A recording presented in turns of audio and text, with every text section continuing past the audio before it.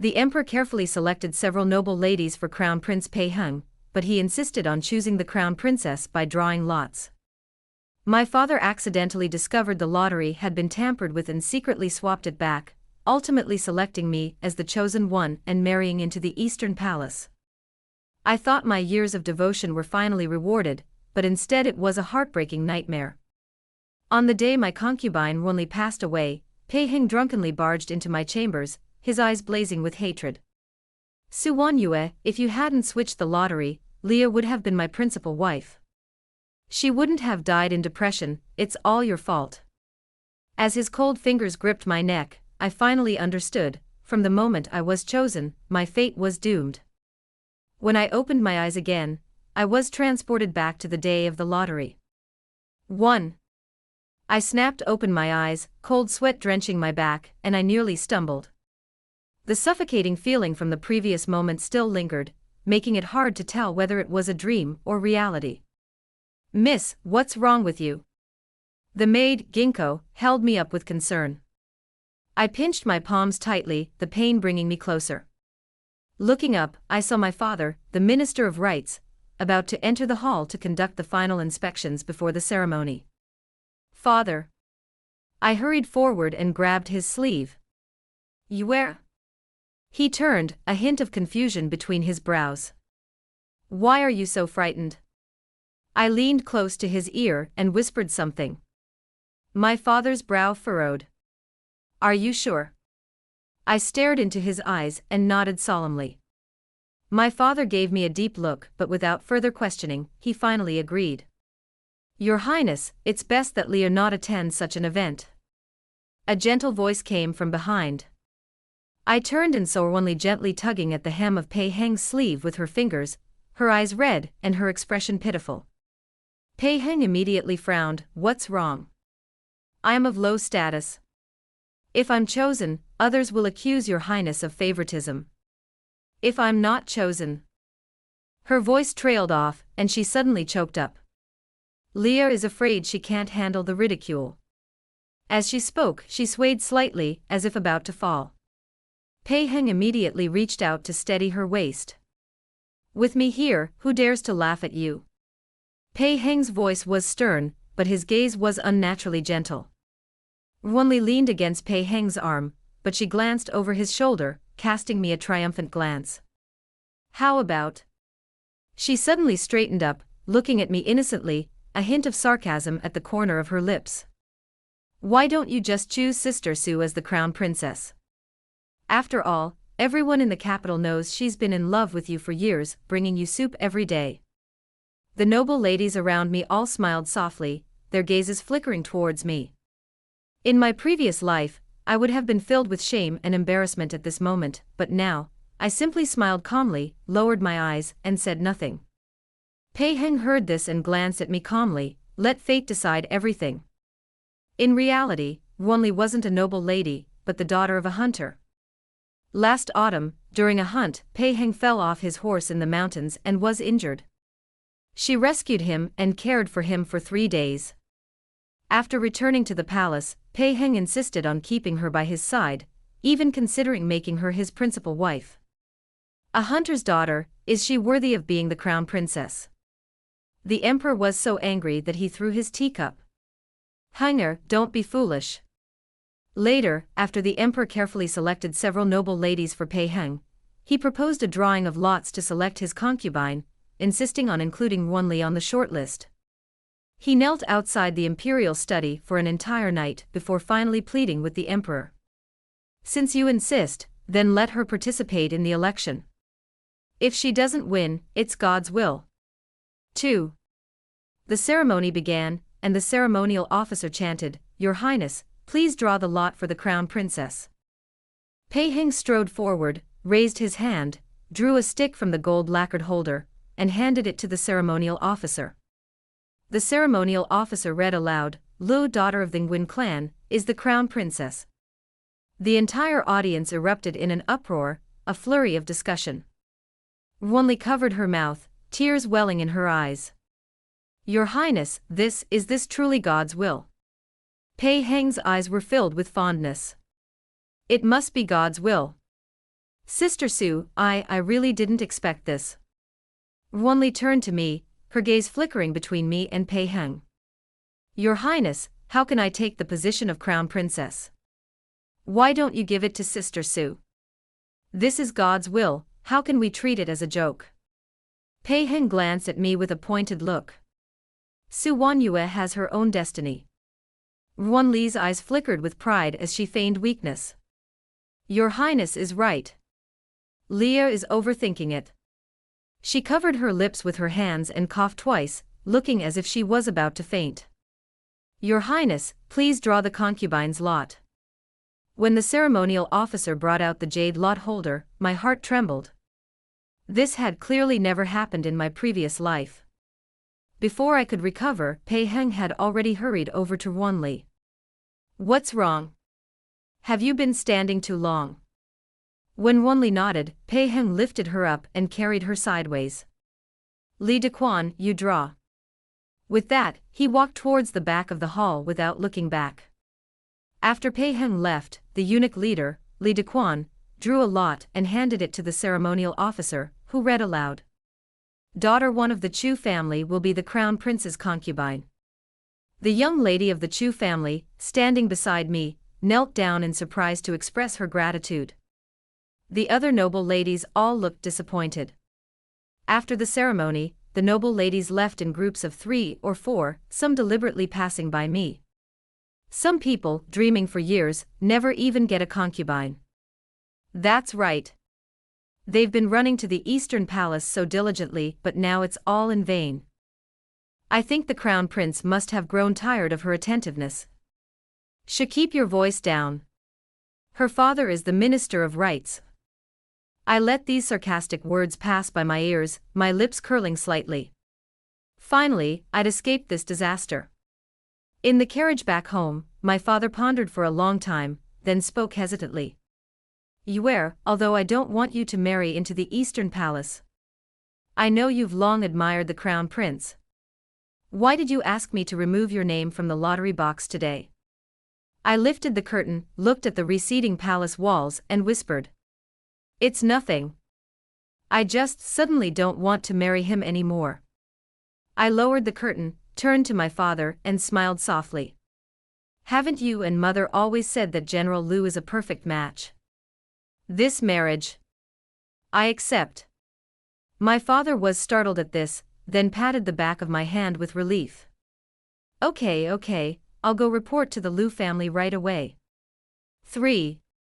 Speaking of my infatuation with Pei Heng, it was probably the biggest joke among the noble ladies in the capital. That year, I was 7 years old and was chosen to accompany the princess to the palace.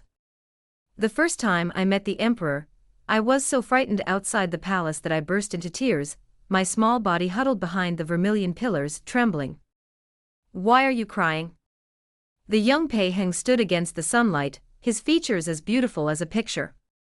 Now that you're in the palace, I'll protect you from now on. With that, he pulled a piece of crispy candy from his sleeve and pressed it into my palm. The candy was cloyingly sweet, but it made me burst into laughter. From then on, I followed him like a little tail, from the imperial study to the martial arts training grounds, from spring to winter. Once the empress saw this and jokingly said, Wanyue is so fond of our Henger. I think we should just marry her off to you. Pei Heng blushed and turned away, but I kept this remark firmly in my mind. Later, when he casually praised Li Ji's crispy candies, I lined up before dawn to buy them for him. Knowing he was suffering from headaches and insomnia due to his busy official duties, I scoured medical books to learn how to make a soothing soup, which I brought to him daily. When he fell from his horse during the autumn hunt, I was so anxious I didn't sleep for several nights, and almost followed the guards into the mountains to look for him. The Su family girl is waiting outside the Eastern Palace again. You, the daughter of a minister, are treating yourself like this. The whole capital laughed at me, calling me foolish and naive. But they didn't know that when Pei Heng had a high fever that year, he dazedly grasped my hand and called me Ayu. I don't even know the tenderness in his eyes when he pressed his personal jade pendant into my hand and said, "Keep it well," on the day I came of age. It was this ambiguous connection that kept me content with this dream for a full 10 years. Until Wanli appeared. He began taking her in and out of the palace, personally teaching her calligraphy and painting, even giving her the pines of ink I'd given him. He would rush to the imperial hospital to summon the imperial physician, and personally prepare medicine for her when she'd clutch her chest and frown slightly. He even knelt outside the imperial study all night, begging for a chance to be selected as crown princess. My heart ached and I felt a sense of resentment. I had clearly met him first, so why did he only see Wanli in his eyes now? Until, in my previous life, when the lot was drawn to select a concubine, Pei Heng unexpectedly chose me. I knelt before the palace and cried with joy, believing the Bodhisattva had heard my prayers and granted me my wish. But I didn't notice that Pei Heng's expression on the podium suddenly darkened, as if he wasn't slapping the woman beside him, but rather a death warrant. I joyfully sewed my wedding dress, but on the wedding night, he didn't even lift the veil. He simply said, coldly, "As you wish, the title of crown princess is yours. You don't have to dream of anything else." With that, he turned and left. 4. The red candle burned out, and I sat alone all night. I don't understand why Pei Heng treated me this way when it was clearly fate. The next day, a sedan chair was brought in from the Eastern Palace, and Wanli entered the palace as a concubine. At the concubine ceremony, Wanli, dressed in a bright red silk dress, held a teacup with trembling fingers. "I offer tea to the crown princess." The teacup clattered to the ground, and the scalding tea splashed across her silk stockings. She cried out in surprise and huddled in Pei Heng's arms, her exposed ankle reddening. "Su Wan Yue." Pei Heng's expression immediately changed, and he shouted sharply, "You can't even catch a cup of tea. You're probably deliberately trying to embarrass Leah." I stared at the still steaming porcelain pieces on the floor, stunned. She had clearly knocked over the teacup herself. "Your Highness, I understand." "I didn't." Pei Heng interrupted me, his rage growing even stronger. "Could it be that Leah burned herself on purpose? You show no remorse. Kneel outside and reflect on your actions." He lifted Wanli horizontally, his demeanor so delicate, as if he were holding a fragile treasure. The Eastern Palace erupted in chaos. Eunuchs rushed to fetch the imperial physician, and palace maids flitted back and forth carrying medicine boxes. I knelt on the bluestone bricks outside the palace, watching the imperial physicians bustle in and out, tending to the minor burn.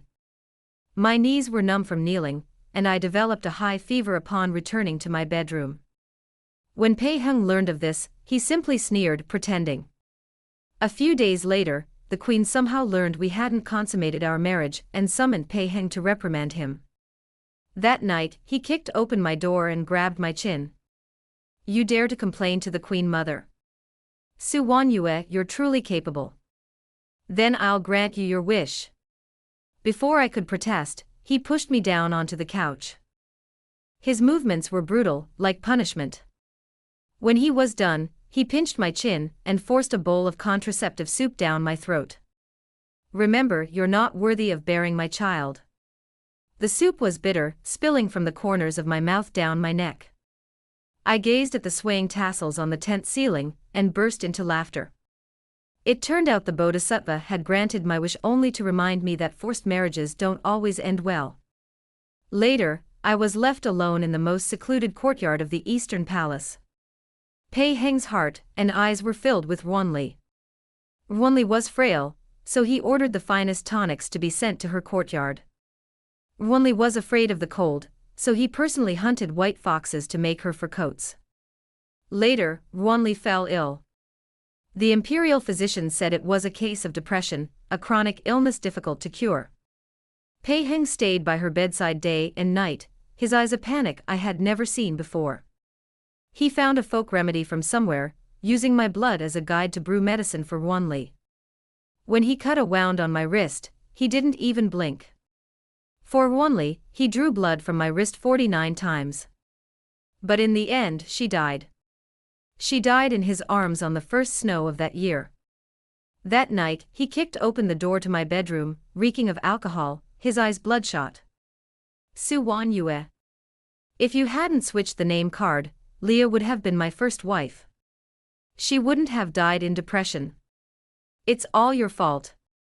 He grabbed my neck, his grip so strong it nearly shattered my throat. I opened my mouth in agony, but not a single sound came out. In the dizziness of suffocation, I finally understood everything. It turned out that he insisted on drawing lots to choose a concubine simply because Ruanli was of humble origin, and he wanted to give her a legitimate chance to be chosen. He had already tampered with the lottery box, but he didn't expect my father to accidentally discover it and secretly switch it back. Because I was chosen, he assumed I had caused my father to interfere, causing him and Ruanli to miss out. So in this life, to avoid repeating the same mistake, I told my father not to worry about the lottery box, but to simply retrieve my name card. Since he had gone to such great lengths for her, I would fulfill his wish this time. 7 days after the ceremony, my mother entered my room, carrying a sandalwood box. She slowly unfolded the engagement letter and gift list on the table. She smiled as if extremely pleased with the match. Lu Chen is a well-behaved child, and he's admired you for years. He's a perfect match. I lowered my eyes and smiled faintly. I'll leave it to you, my daughter. Having lived a new life, I've grown indifferent to the obsessions of love. Marrying someone who understands my feelings is a gift from heaven. If that person happens to be genuinely devoted to me, it would be an added blessing. As I was speaking, Ginkgo opened the curtain and entered. Miss, Jinxiu Trading Company has just received a batch of fashionable jewelry. Would you like to take a look? I nodded. Very well, I'll go pick up the material I ordered a while ago. As soon as I entered, my eyes fell on a gilded, kingfisher inlaid hairpin. Miss Su, you have good taste. The shopkeeper carefully picked up the hairpin and handed it to me. This style was delivered from Jiangnan at full speed. There's no other like it in the capital. I took the hairpin and compared it to the bronze mirror. It's indeed exquisite. Wrap it up. I was about to pay when a cold voice suddenly came from behind me. Su Wanyue, it's been 7 days. Where did you send the calming soup you prepared for me? The bronze mirror reflected Pei Heng's slender figure, his brow furrowed, and a faint dark hue under his eyes. Your Highness, I said, turning to bow. I've been busy preparing for my wedding. I'm really unable to spare the time. Pei Heng's gaze fell on the hairpin in my hand, and his expression suddenly softened. Oh, you've started preparing so early. I was about to reply when Wan Li's gentle voice interrupted. Wow, this hairpin is so beautiful. Sister Su, she said, her eyes fixed on the hairpin in my hand. This hairpin really suits my taste. I wonder if you would be willing to part with it. I gently stroked the tassel dangling from the end of the hairpin. Miss Ruan, shopping is based on first come, first served. I've already claimed this hairpin. Wan Li's eyes flushed, and she bit her lip as she looked at Pei Heng. Your Highness. Pei Heng frowned, saying in a deep voice, it's just a hairpin. If Leah likes it, just give it to her. Why make such a fuss? Seeing I had no intention of giving in, he raised his hand and tossed a bag of gold leaves onto the table. This hairpin for today, I'll take it. The shopkeeper's forehead was covered in sweat, and he rubbed his hands in a dilemma. Not wanting to embarrass the shopkeeper, I returned the hairpin to its brocade box. Since your Highness insists, then I'll give it to you. The shopkeeper's face was filled with gratitude. Miss Su, are you here to pick up the fabric you ordered a few days ago? He pulled out a roll of bright red satin embroidered with gold phoenixes from the cabinet. It's ready, made to your specifications. As soon as my fingertips touched the silk, Ruanli leaned in again. This red silk is truly beautiful. If it were made into a wedding gown. Miss Ruan, why do you always settle for other people's things? I interrupted coldly. This is the material for my custom wedding gown. I've already paid the deposit. Pei Heng, who had been standing by, observing with aloof eyes, suddenly looked up. His gaze fell on the bright red silk woven with gold. A flicker of surprise flashed before a hint of understanding settled in. Suwanyue, he said, his lips curling slightly with a hint of amusement. You'll be marrying into the Eastern Palace as a concubine. You don't need such bright red. He paused, then added as if offering a favor, but if you like it, I'll allow you to wear it once at a private banquet in the Eastern Palace. Wanli dug her fingertips into the red silk but dared not utter a word. She could only look at Pei Heng with a look of grievance. Your Highness must have misunderstood. I smiled, stroking the phoenix pattern embroidered in gold thread on the silk. When will this servant marry into the Eastern Palace as a concubine? Pei Heng was startled, his smile suddenly frozen. What did you say? I met his gaze and spoke each word with clarity. I will marry General Ding Yuan's son, Lu Chen. We will be married in a grand sedan chair carried by 8 men, and we will be formally married. I will be his legal wife. Pei Heng's pupils constricted, and he suddenly grasped my wrist with such force that it nearly broke my bones. Impossible. I chose you, and the Ministry of Rights has already entered you in the Imperial Book of Rights. How dare you? Your Highness, be careful what you say. I struggled to free my hand. The concubine you chose is clearly Miss Chu.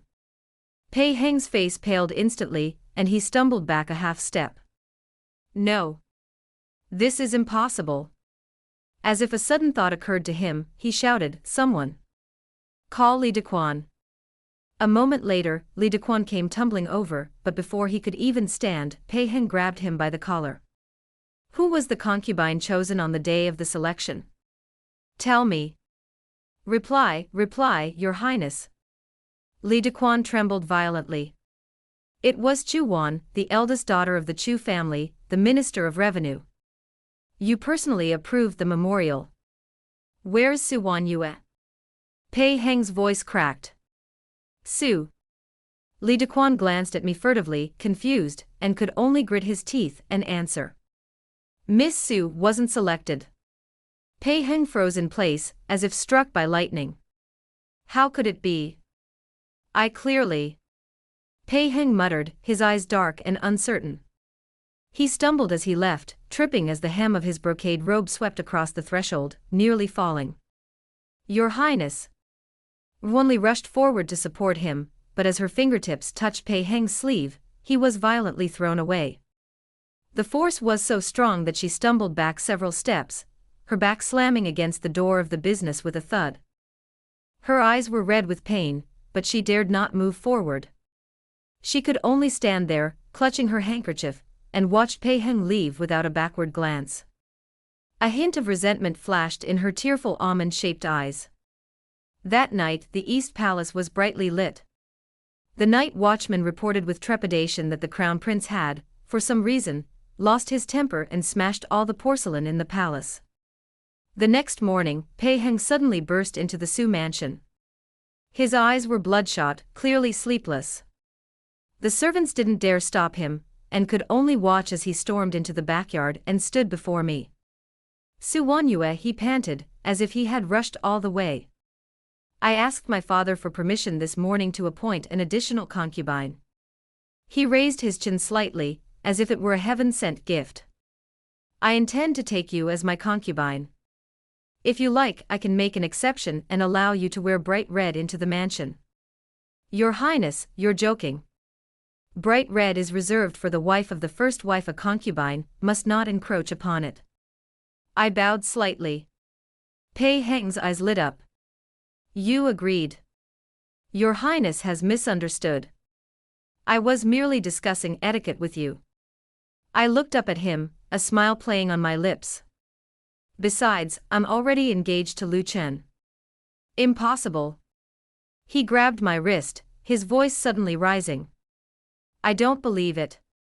I slowly pulled the gilded engagement letter from my sleeve and unfolded it before him. Pei Heng's pupils suddenly constricted, and his grip on my hand unconsciously loosened. He stumbled back a half step, his face gradually paling. How could this be? He muttered, suddenly snatching the engagement letter and examining it over and over, as if searching for any trace of forgery. Su Wan Yue. He looked up abruptly, a flicker of panic in his eyes, but quickly resumed his condescending demeanor. Even if you're engaged, do you think Lu Qin can protect you? His father is just a mere military commander, and I'm the crown prince. Your Highness, please be careful what you say. I interrupted him calmly, looking him straight in the eye. 3 generations of our Lu family have been generals. My grandfather expanded the territory with Emperor Taizu, and my father quelled the rebellion in the northern border. His Majesty personally bestowed upon him the title of Dingyuan. Are you questioning His Majesty's bestowal of this title? His face froze, clearly not expecting me to bring up the emperor. Just as the situation was at a standoff, my father hurried over. After paying his respects, he said in a deep voice, Your Highness, the Crown Prince, trespassing upon my residence is not proper. Pei Heng, regaining his composure, snorted coldly, the Minister of Rights wields such powerful authority. Is he going to teach me a lesson? My father bowed calmly, If Your Highness needs anything, you can send a formal visit. If word gets out about this, it will be detrimental to your reputation. Pei Heng choked, his face shimmering with uncertainty. Finally, he walked away, leaving behind a single word, Su Wan Yue, don't regret this. After he had gone, my father sighed deeply and pulled a handful of bamboo sticks from a box in his study, handing them to me. Actually, when I checked that day, I found that the draw box for concubines was filled with your name. But your mother and I saw that you had finally come to terms with your decision, and we didn't want you to waver again, so we didn't tell you. I took the sticks, my fingertips tracing the words Su Wan Yue on them, and a chill suddenly ran down my spine.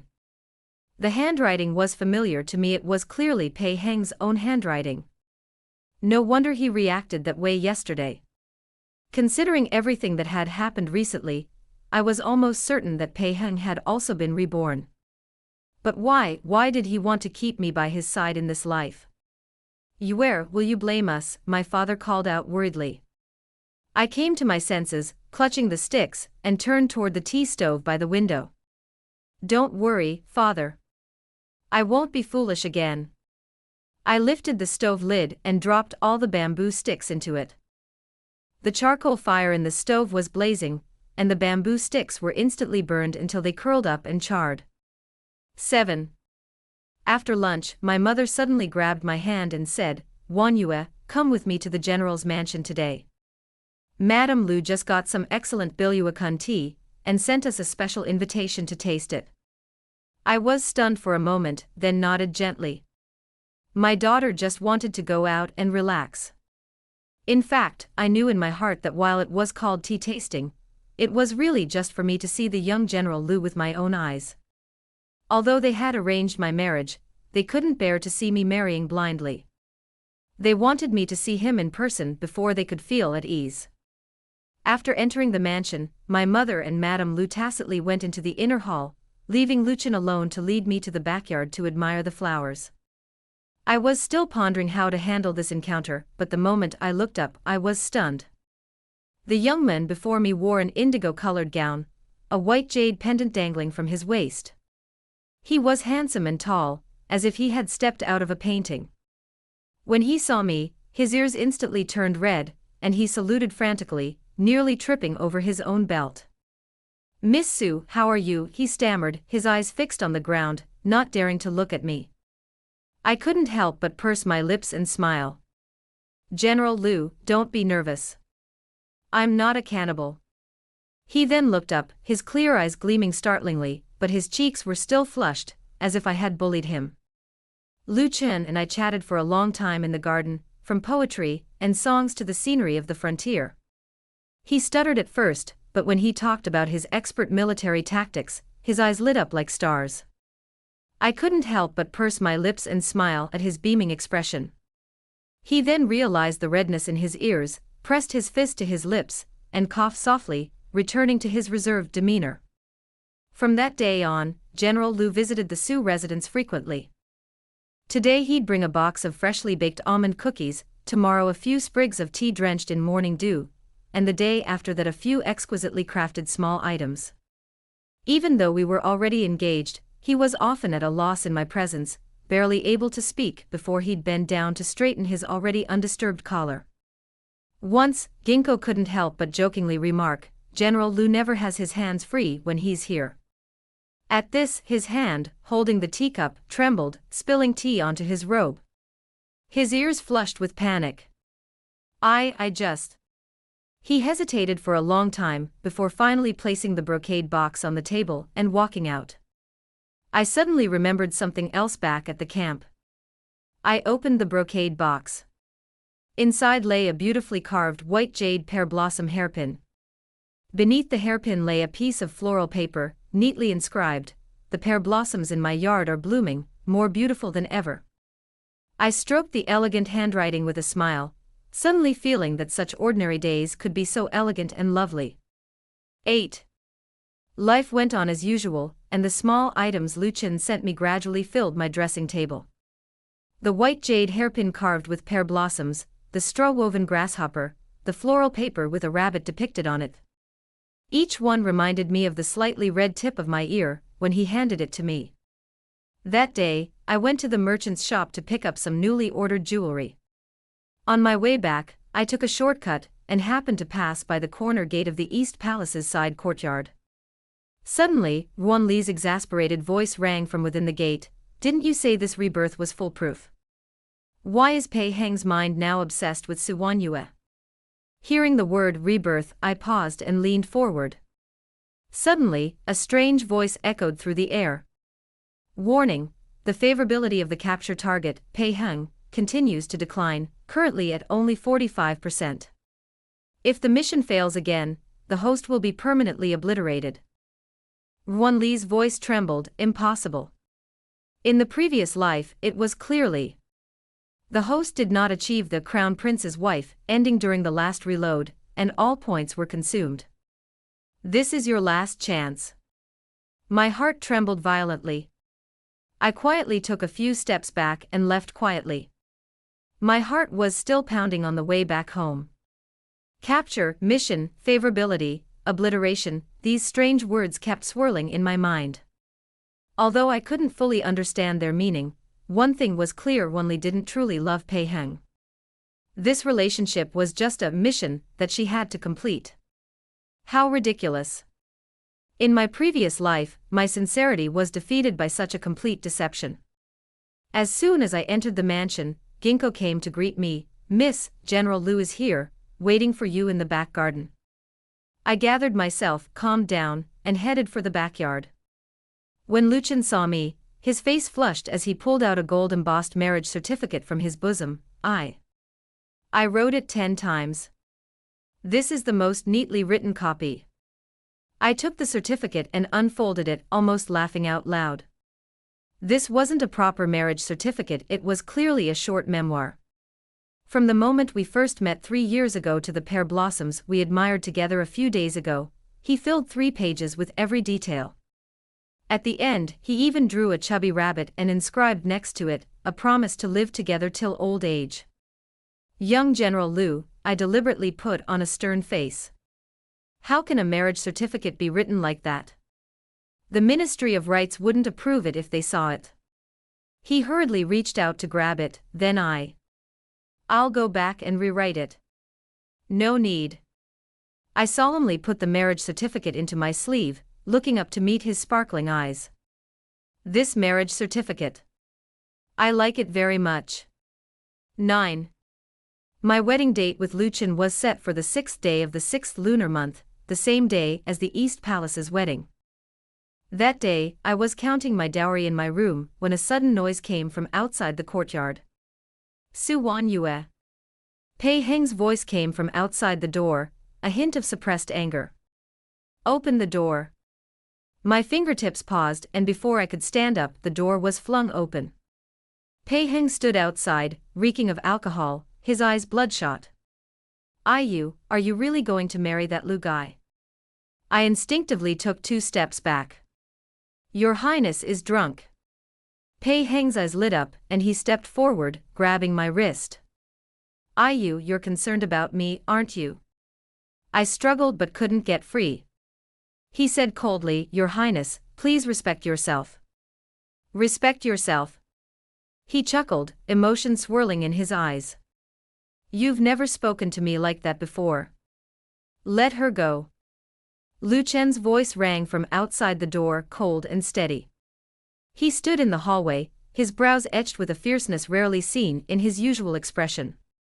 Pei Heng narrowed his eyes, but instead of letting go, he pulled me closer to him. Lu Chen, who are you to command me? Lu Chen's hand rested on the hilt of his sword. My marriage to Wan Yue has been registered with the Ministry of Rites, and the 3 letters and 6 ceremonials have been completed. Wan Yue is my fiancée, and it is my duty to protect her. Pei Heng sneered, what's a piece of paper? If I go to my father now to ask for permission to cancel the engagement, do you think it will still be possible? Lu Chen's eyes darkened and he said calmly, if your highness insists, I will immediately request to serve on the border, offering my military achievements in exchange for his majesty's blessing. His words clearly implied that he would protect this marriage even if it meant shedding blood on the battlefield. Are you threatening me? So what? Pei Heng's eyes flashed with anger, and Lu Chen's knuckles, gripping his sword, turned slightly white from the force applied. The situation suddenly became tense. My gaze flickered between the two of them. Your Highness, may I have a few words with you alone? Pei Heng paused, then finally released his hand. Lu Chen frowned at me. I gently shook my head, reassuring him. He was silent for a moment, then finally left, leaving Pei Heng and me alone in the room. The moment the door closed, the anger in Pei Heng's eyes faded slightly, replaced by a complex mix of emotions. What did you want to say? I looked at him and spoke slowly. Your Highness, do you remember what you said when you grabbed my neck in your last life? Pei Heng's body stiffened, and his eyes suddenly became much clearer. You said if you hadn't changed your name tag, Leah would have been my first wife. Now that your wedding to Miss Wan is imminent, your wish has been fulfilled. What else could you possibly be dissatisfied with? Pei Heng's expression darkened, and he stumbled back. You also. Yes, I looked him straight in the eye. I've also been reborn. So in this life, I don't want to repeat my mistakes. Shock and regret welled up in Pei Heng's eyes, eventually transforming into a near-painful struggle. I don't know why. Every time I get close to Wanli, it's like an invisible force is controlling my thoughts. I can't control myself at all. I was drunk that night. I don't know what happened to me. It was like something was controlling me. I had no intention of killing you. After you died, I regretted it for a long time. I stayed by your spirit for 7 whole days. That day I was drunk, and when I opened my eyes, I was transported back to the day of the ceremony. Do you know how happy I was? I specifically asked my father to allow me to draw a concubine, and the name in the lottery box was all yours. I don't know what went wrong. He spoke a long stream of words, his pace increasing, his voice lowering. It sounded like an explanation, but more like a confession. Finally, he stepped forward and grasped my hand, almost pleadingly. I've thought a lot these days, and I've come to understand a lot. I've just realized that while I'm grateful for Wan Li's life-saving grace, the one in my heart has always been you. Can you give me another chance? I want to make amends. If you're willing, I'll report to my father, depose Wan Li, and make you my principal consort. When I ascend the throne, you'll be Empress, the most honored woman in the world. Your Highness, I've already died once. I pulled back my hand, gently stroked the wrist he'd cut, and bled from my previous life. So some things simply can't be made up for, and even more so, they can't be redeemed. Pei Heng froze in place, the light in his eyes gradually fading. Finally, he turned around in panic and stumbled away. Outside, Lu Chen was still standing quietly in the corridor. Seeing me emerge, he strode forward, grasping my shoulders with both hands as I looked him up and down. Wan Yue, are you hurt? I shook my head, suddenly noticing his palms were wet with sweat. I'm fine, I patted the back of his hand, whispering soothingly, it's all over. 10. On the day of the wedding, the streets were covered in red. I wore a bright red wedding dress, the phoenix embroidered with gold thread gleaming in the sunlight. The wedding sedan was halfway there when a sudden commotion erupted from the front. Iu Pei Heng, dressed in a vibrant red wedding gown, rode up on horseback, his eyes bloodshot. As he approached, he dismounted and stood before the bridal sedan. Iu, come out and see me. Lu Chen immediately reined in his horse, holding his sword in front of him. Your Highness, your wedding is today. Why are you here instead of attending the reception at the Eastern Palace? Pei Heng didn't even glance at him, staring intently at the sedan chair curtain. Iu, I know you can hear me. I lifted the curtain, the phoenix crown and pearl curtain swaying gently. Your Highness, please return. Iu, I don't believe you could be so heartless. Pei Heng's Adam's apple rolled, his voice choking. He took a step forward, but was stopped by Lu Chen's scabbard. Your Highness, I believe I made everything clear to you that day. Please return. With that, I was about to lower the curtain. Iu, wait. Take a look at this. Pei Heng hurriedly pulled a booklet from his pocket, his voice trembling. Last time, I told you, every time I get close to Wanli, I can't control myself. I finally know why. Yesterday, I found these in her box. She's not human. She's a monster. I took the booklet and saw the words Strategy Record written prominently on the cover. I flipped open the booklet, and it was filled with densely packed records. February 7th, deliberately fell into the water, Pei Heng's favorability plus 5%. March 16th, pretended to be bullied by Su Wanyue, Pei Heng's favorability plus 7%. April 8th, deliberately drank medicated tea, causing heart palpitations, Pei Heng took care of her all night, favorability plus 12%. Strategy. Favorability. I suddenly remembered what Wanli had said to the heir that day. She went to great lengths to get close to me, to control me, just to become my principal wife, to fulfill her so-called mission. Pei Heng's voice cracked. None of the things I did to hurt you were my original intention. Iu, come with me. I can give up the crown prince's throne, I can give up everything. I only want you. I closed my eyes and tossed the booklet back into his arms. Your Highness, this won't change anything. Your Highness. A shrill cry reached my ears, and Wanli stumbled towards me. Her hair was disheveled, her face stained with blood. She no longer looked as delicate as usual, but rather like someone who had just escaped from prison. Your Highness. You said you only have me in your heart, and would take care of me forever. She pounced and grabbed Pei Heng's sleeve. Please come back with me and marry me. If this attempt fails again, I'll be completely wiped out by the system. I'll really die. Pei Heng's eyes were filled with disgust and fear, and he abruptly threw her away. Get away. You monster.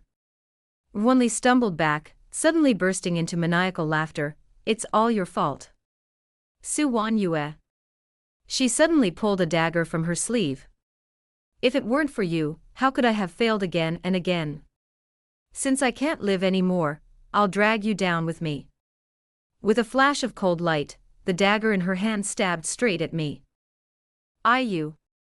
In a flash, Pei Heng pushed Lu Chen aside and stood before me.